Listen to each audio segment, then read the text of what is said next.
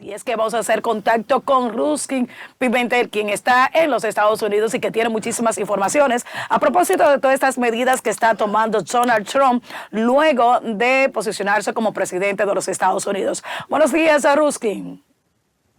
Muy buenos días a todos en el estudio. Buenos días. Te fuiste al frío, debiste quedarte aquí. Cuéntanos cómo andan todos estos movimientos, estas medidas que ha venido tomando Donald Trump con respecto a todos estos latinos, precisamente esos dominicanos que se iban en muchísimas ocasiones, mujeres en estado y daban a luz, y que ahora pues hay cierta controversia y hay una oposición, hubo un fallo por parte del juez, y dice Donald Trump que él va a apelar a ese fallo, porque latino o persona indocumentada que nazca en los Estados Unidos lamentablemente no debería tener ya esa nacionalidad. Cuéntanos, háblanos un poquito sobre todo esto. Bueno, no es tan complicado como parece. Recuerden que yo compartí con ustedes la semana pasada, incluso cuando estuve de visita allá en el estudio, que el Ejecutivo había firmado, el Ejecutivo entrante, el nuevo inquilino de la Casa Blanca, había firmado una serie de órdenes ejecutivas que iban a ser indudablemente recurridas en la justicia. Estados Unidos es un país que cuenta con un sistema fuerte de balance de poderes, y uno de esos balances y parte del poder del Estado es el poder judicial. Esas órdenes ejecutivas que vienen de un poder del Estado, que es el Ejecutivo, pretendían dejar sin efecto una enmienda, la enmienda número 14 de la Constitución, que dice que todo aquel que es nacido en suelo norteamericano es americano. El Ejecutivo, a través de una orden ejecutiva, lo que conocemos en República Dominicana como un decreto, quería pretender decir, bueno, eso ya no es válido. Para usted ser ciudadano norteamericano, no solo tiene que nacer en suelo norteamericano, sino que ser hijo de un padre norteamericano o una persona que estuviese en suelo norteamericano de manera legal. Eso incluye a los residentes que aún no son ciudadanos. Eso obviamente fue a la Corte, recurrido en la Corte por personas que no están de acuerdo con que ese documento de decreto tenga validez, y un juez ha detenido esa orden que emitió ese decreto. La consecuencia de eso es que el juez hace una detención, digamos, temporera, en lo que el caso sigue su curso en la Corte, y esa retórica del Ejecutivo de que va a recurrir esa orden del juez no es más también que expresiones rimbombantes como la que está haciendo el Ejecutivo desde que entró y desde antes de entrar al poder. No es que está recurriendo nada, es parte del proceso dentro de la sala de corte del juez, un detente a la orden en lo que se ve el caso. Y me imagino que cuando se vea el caso, el juez llamará a todas las partes involucradas, incluyendo a los abogados del Ejecutivo, para que expliquen sus asuntos frente al juez. Y eso seguirá su camino normal en la judicatura. Mientras tanto, eso está sin efecto. Y creo que yo... ¿No sería inconstitucional restringir el derecho a la ciudadanía? Es lo que han dicho los defensores de que no se haga. Es decir, aquellas personas que no están de acuerdo con el decreto del Ejecutivo han dicho que esto es inconstitucional, y para enmendar algo en la Constitución es otro proceso, no es con un decreto o una orden ejecutiva. Es precisamente el debate. Ahora bien, yo me parece que había compartido con ustedes de que todo esto eran expresiones rimbombantes del Ejecutivo que iban a terminar pasando por los sedazos del balance de poder en Estados Unidos. Lo que sí es preocupante, y esto lo conversábamos allá en el estudio también, y lo he conversado con ustedes en varias intervenciones, ha denunciado fuertemente, con justa razón, el congresista Adriano Espaillá, presidente del Caucus Hispano, la ley puedo estar pronunciando mal el apellido, y me disculpan porque es el apellido de una víctima, la ley Rickley, el Rickley Act, que es el HR 29, luego se convirtió en el HR 30. Estos fueron los proyectos de los que yo les comenté que habían pasado y sido aprobados en la Cámara de Representantes. Bueno, esa ley, nosotros lo advertimos, lo advirtió el congresista Adriano Espaillat, fue ya al Senado y fue aprobada con unas enmiendas que regresaron a la Cámara de Representantes en el Congreso. Esas enmiendas fueron aprobadas y ya está en el escritorio del nuevo ejecutivo, del presidente Trump, para ser firmada. Esa ley le provee unos poderes extraordinarios a los organismos de seguridad del Estado para que deporte personas de manera avasallante, sin cumplir con el debido proceso de ley. En el día de ayer hubo una rueda de prensa con 14 congresistas, parte del caucus hispano, liderada por el congresista Adriano Espaillat, denunciando los excesos que se quieren cometer con esta ley. Les repito, denunciando los excesos que se quieren cometer con esta ley. Esta ley no es otra cosa que más que un mecanismo legal, tratar de utilizar el Congreso con una excusa para ir detrás de nuestras comunidades latinas de una forma desproporcionada. Es como si se hubiese construido una ley al sastre para criminalizar a los latinos específicamente, porque de una forma desproporcionada la ley nos persigue a nosotros los latinos. Y para que ustedes tengan una idea, una persona que se le cuestione, que las autoridades le cuestionen su estatus migratorio, que una autoridad lo detenga en la calle o en su casa o en su lugar de trabajo y le pregunte por su estatus migratorio, esa autoridad no tiene el derecho de determinar ahí, en el sitio, si usted tiene documentos válidos o no. Tiene que llevarlo donde un juez y que sea un juez que determine eso con todos los derechos civiles dentro del sistema judicial. Lo que pretende esta ley es que sea el agente de migración ahí, en ese mismo momento, que determine si usted está con los papeles correctos o no. Y si él determina que no, usted va montado en un avión para su país. Ruskin, Eso es peligroso. se habla incluso de que tanto en las escuelas como en iglesias o en los trabajos se puede en este momento o se están realizando redadas para buscar a esos indocumentados y deportarlo a su país. ¿Eso comenzó a aplicarse ya? Nosotros no tenemos conocimiento de que eso haya ocurrido ya. Lo que sí es cierto es lo que usted dice, de que una forma que viola toda razón, que viola todo sentimiento humano y cívico, el Ejecutivo ha emitido un memo que le dice a sus agentes: ustedes pueden ir ante esos lugares que son considerados santuarios de la humanidad. Una escuela respetada hasta en las guerras. Claro. Una iglesia respetada hasta en las guerras. Y yo creo que Estados Unidos ha pasado muchos años luchando por los derechos civiles y aferrándose a una idea humana del comportamiento de la justicia. Y que eso rompe con aquellas cosas que nos hacen como nación grande y con los valores fundamentales, humanitarios y cívicos de los Estados Unidos.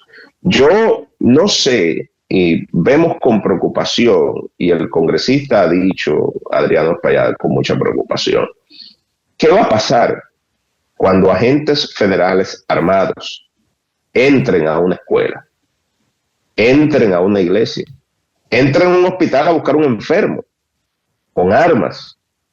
¿Qué va a pasar? ¿Qué mensaje se va a enviar a nuestra sociedad? ¿Cuál es la necesidad y cómo eso resuelve nuestro problema migratorio? Esto es un sistema que está roto, el congresista lo ha dicho, y debemos de cumplir con la ley, pero bajo el debido proceso, no bajo la persecución sistemática de nuestras comunidades. ¿Cómo están las comunidades realmente ahora, los latinos, con todo este clima de intranquilidad que se está viviendo? ¿Qué se puede percibir por parte de estos? Definitivamente, sin ánimos de alarmar a nadie, hay gran preocupación. Repito, las comunidades latinas en todo Estados Unidos han observado gran preocupación y tienen muy pendiente estos acontecimientos. Hemos visto, se reportó por la prensa en el día de ayer que en lugares como Boston y New Jersey, ciudades que son progresistas en el trato a los inmigrantes, comerciantes reportaban hasta una reducción del 50% del tránsito de sus consumidores. El congresista Adriano Espaillat ayer decía que cómo estas acciones, cómo estas cosas que está haciendo el Ejecutivo van a ayudar a nuestra economía cuando los trabajadores de las granjas, por ejemplo, o aquellos estudiantes que son dreamers o soñadores, que son estudiantes que llegaron aquí muy pequeños, que no conocen nada del país de origen de sus padres, pero que están en un limbo migratorio. ¿Cómo esos estudiantes pueden salir todos los días ahora a sus universidades con el miedo ante las espaldas de que pueda venir una redada de migración? Nosotros hemos tratado de proveer algún tipo de ayuda y asistencia a las personas y se le han dado algunos consejos que me gustaría compartir con ustedes. El primero es que si un agente de migración llega a su casa o su lugar de trabajo, necesita una orden de un juez para entrar, y que una orden de deportación que usted tenga no es una orden de allanamiento y no le da derecho a los agentes a entrar en su residencia. Igual forma, si tienen una orden de allanamiento de su residencia, eso no es lo mismo que una orden de deportación. Usted tiene derecho a un abogado, usted tiene derecho a llamar a su congresista si es necesario, y en muchas de las oficinas congresuales, sobre todo del Cálculo Latino, se le están proveyendo servicios a través de instituciones sin fines de lucro legales para acompañarlo en caso de que hayan excesos por parte de los oficiales de migración. Esto ha llegado a este punto y la preocupación, yo no quiero llamarle miedo, nosotros no queremos alarmar a nadie, pero la preocupación de nuestras comunidades ha llegado a tal nivel que nos ha obligado a estas medidas. Ruskin, veía ayer, por ejemplo, que ya se están produciendo manifestaciones organizadas por organizaciones defensoras de los derechos de los inmigrantes, manifestando su repudio a esta orden ejecutiva firmada por el presidente Donald Trump. Y de hecho, la gobernadora del estado de Massachusetts anticipó que ella no iba a utilizar, a disponer el uso de recursos públicos de ese estado, del gobierno de ese estado, para contribuir con la política de deportaciones que ha anunciado el presidente de los Estados Unidos, Donald Trump, y a esta postura también se han unido otros gobernadores, alrededor de unos 20, o sea que este movimiento puede seguir creciendo y de alguna manera podría dinamitar esta disposición del presidente Donald Trump, porque obviamente que choca con la enmienda 14ª de la Constitución de los Estados Unidos, y habría que reformar esa enmienda para negar la ciudadanía dominicana a los hijos de un inmigrante que esté en condición irregular.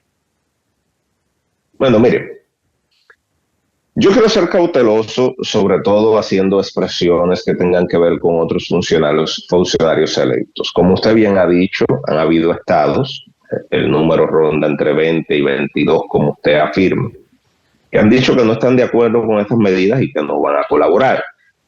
De otra parte, esta ley de la que ya le estamos hablando de que pudiera ser la primera ley firmada por el presidente, esto es tan importante y por eso nosotros le hemos dado tanto énfasis. Es que fíjese si para el Ejecutivo es una prioridad, que puede ser que esta sea la primera ley que firme el presidente Donald Trump a días de haber tomado posesión. Y nosotros lo venimos advirtiendo desde enero 16, cuando al vapor se sometieron estas medidas, con el solo propósito de ir detrás de nuestras comunidades. Ahora bien, hay oficiales electos, como usted ha dicho, en varios estados, que dicen, bueno, nosotros no estamos de acuerdo con esto, y utilizando digamos, la jurisdicción de nuestras leyes locales en cada estado, hemos decidido no cooperar. Pero la ley que está firmando, que ha aprobado el Congreso, ya la aprobó, solo espera la firma del presidente Trump. Esa ley dice que le da al gobierno federal autoridad a someter de forma criminal a aquellos funcionarios en los estados que se nieguen a cooperar.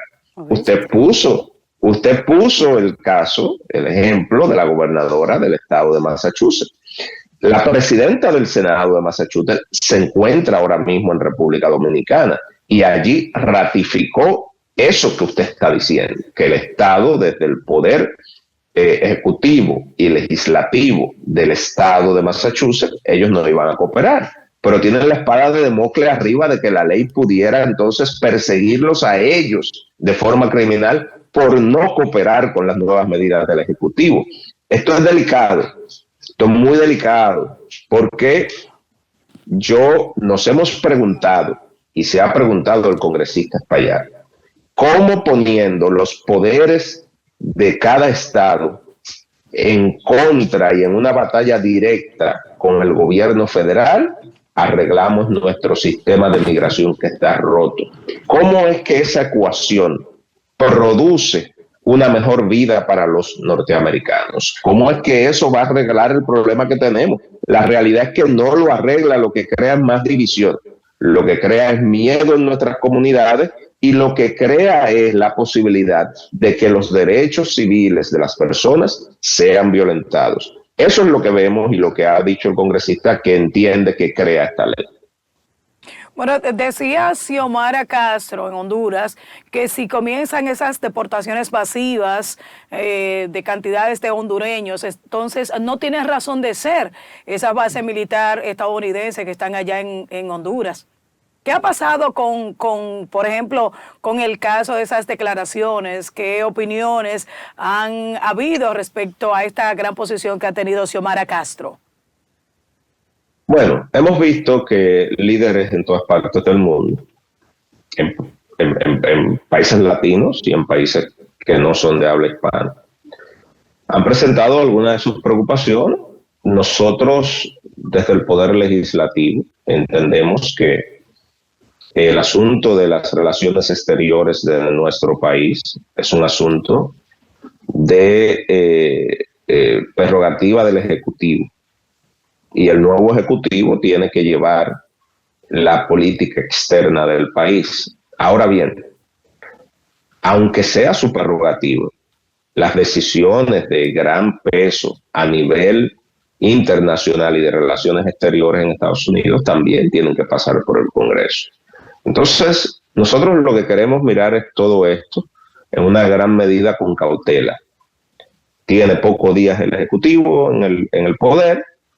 Nosotros entendemos que estos primeros días han sido preocupantes a lo interno del país y a lo interno de nuestras comunidades y queremos mirar con cautela, sin crear miedo ni pánico en nuestras comunidades, pero con mucha cautela.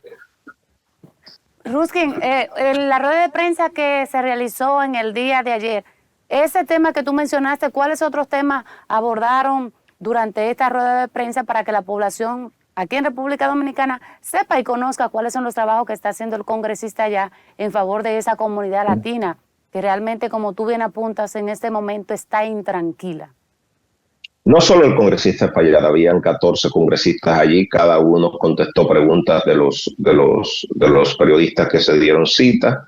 Fue difundida en gran cantidad por muchos medios aquí en Estados Unidos y en países latinoamericanos. Habían allí congresistas incluso de estados que hacen frontera con Canadá, que también ha presentado su preocupación porque dependen mucho de la agricultura. Y entonces esos trabajadores de la agricultura también tienen temor. Entonces los congresistas, aparte de denunciar, mire, lo que ya hemos dicho en reiteradas ocasiones sobre esta ley, también han denunciado que esto pudiera tener efectos devastadores para nuestra economía. Esto pudiera tener efectos devastadores para nuestras familias, para nuestro sistema educativo, porque nosotros tenemos muchos casos de padres que no tienen sus documentos regularizados, pero que sus hijos son ciudadanos de Estados Unidos porque nacieron aquí. ¿Y qué va a pasar cuando un niño esté en la escuela, en sus clases normales, en su día normal, y llega el momento de recogerlo su padre a las clases, cuando termine la escuela, y ese padre haya sido deportado y ni el niño se haya enterado en la escuela? ¿Qué va a pasar cuando veamos agentes de seguridad del Estado ingresando en iglesias? Entonces, en esa rueda de prensa se establecieron esas interrogantes con sentido de cautela, sin querer expresar ningún tipo de pánico ante nuestra comunidad, pero dejándole saber a los constituyentes norteamericanos que aquí hay cosas que tenemos que dilucidar, que están en la disposición de sentarse con el Ejecutivo a que dilucidemos estas diferencias, porque el efecto que puede tener en nuestra sociedad pudiera ser devastador. Perfecto. Bueno, Rustin, de verdad que muchísimas gracias como siempre por compartir con nosotros informaciones importantes y sobre todo mantener informado a esa comunidad latina de todo lo que está pasando y de todo lo que ustedes están haciendo en los Estados Unidos para apoyarlo. Gracias a ustedes. Gracias, Ruth. Señores, ahora es momento de ir a una pausa comercial, pero al retorno continuamos con muchos temas interesantísimos que hay que debatir. Porque están saliendo decretos, ¿verdad? Claro, salió un no decreto tan bueno, y quisiéramos compartirlo no ahora tan mismo, bueno, ¿verdad? Sí, pero es un decreto sobre extradición, señores. No han designado a nadie en ningún cargo. Es el decreto 43-25 que autoriza la extradición del nacional dominicano Eric Jackson Victoria Brito hacia los Estados Unidos, donde es requerido por las autoridades de justicia de ese país para que responda a diferentes cargos por asociación delictuosa para cometer fraude bancario, asociación delictuosa para cometer lavado de activos, otros cargos, uso delictivo de información de identificación personal en segundo grado, cargo 2, hurto mayor en violación de los estatutos de la Florida. Entonces se va a enfrentar al duro peso de la ley de los Estados Unidos. Este ciudadano dominicano, Eric Jackson Victoria Brito, que lamentable que tenga que enfrentar estos cargos tan duros y le esperan, en caso de ser encontrado, muchos años tras las rejas en las cárceles de los Estados Unidos.